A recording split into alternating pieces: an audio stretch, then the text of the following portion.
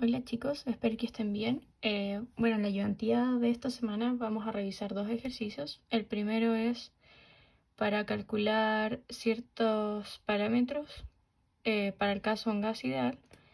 Y el segundo va a ser el cálculo de un cambio de entropía, ocupando las ecuaciones TdS.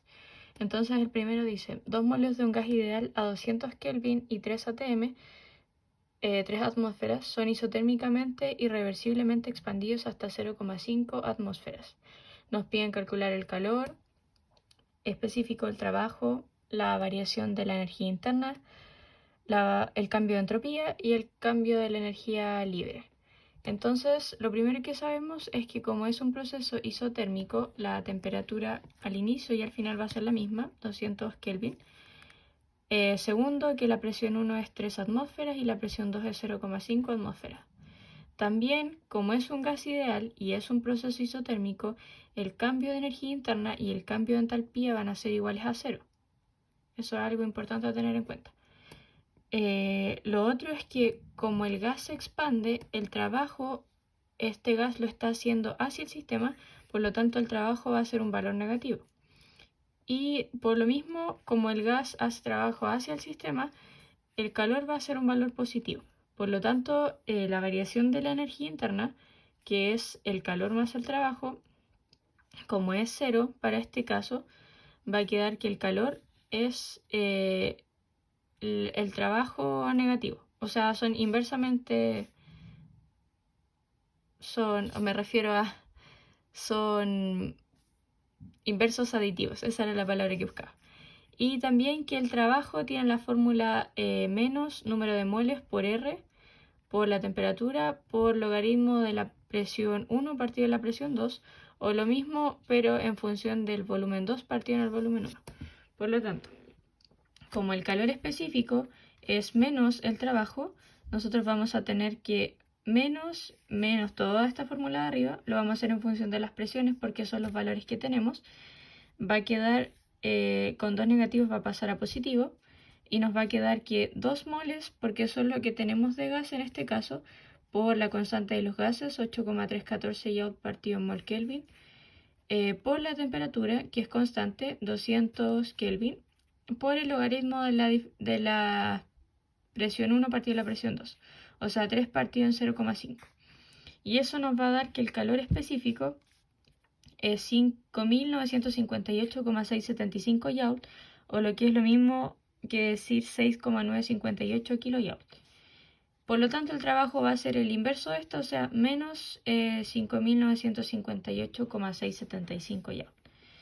Luego nos piden calcular la diferencia de la energía interna y como sabemos es cero para este caso. Luego de la ecuación TdS sabemos que temperatura por diferencial de entropía es igual a calor específico.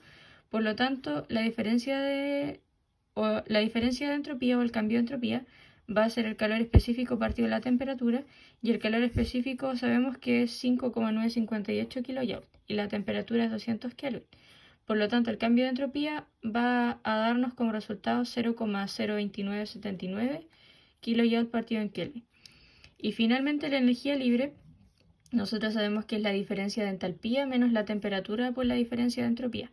Por lo tanto, como la diferencia de entalpía es cero, la temperatura es 200 y la entropía, el cambio de entropía lo tenemos de antes, por lo tanto nos va a quedar menos 200 Kelvin por 0,02979 kJ partido en Kelvin, y eso nos va a dar como resultado que la diferencia o el cambio de energía libre es menos 5,958 kJ.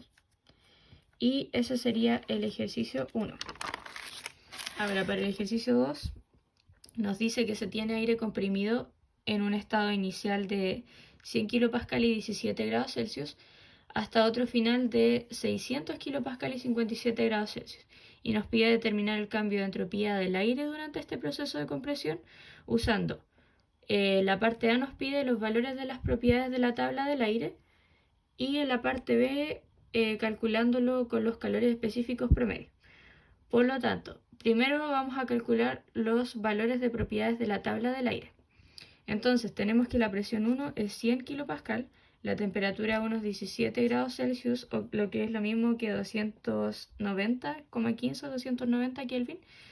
Y si nos vamos a la tabla A17, que tiene las propiedades del aire, vamos a tener que la entropía en el punto 1, esta entropía en el cero absoluto, es de 1,66802 kJ partido en kilogramo por Kelvin. Y por otra parte tenemos la presión 2, que es 600 kPa, y la temperatura 2, que es 57 grados Celsius, o lo que es lo mismo que 330 Kelvin aproximadamente. Nos vamos nuevamente a la tabla A17 y nos da que la entropía absoluta en el punto 2 es 1,79783 kJ partido en Kelvin por kilogramo. Y de la ecuación para calores específicos variables, que es esta dice que el cambio de entropía va a ser la diferencia entre las entropías absolutas, la final menos la inicial, menos la constante de los gases por el logaritmo de la presión 2 partido de la presión 1.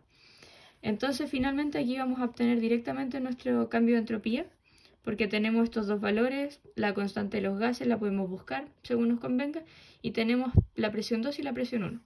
Entonces reemplazamos, S2 absoluta es 1,79783 menos la entropía absoluta en el punto 1, que es 1,66802, menos la constante de los gases que vamos a usar es 0,287 kJ partido en kilogramo por Kelvin, por el logaritmo de 600 kPa partido en 100 kPa.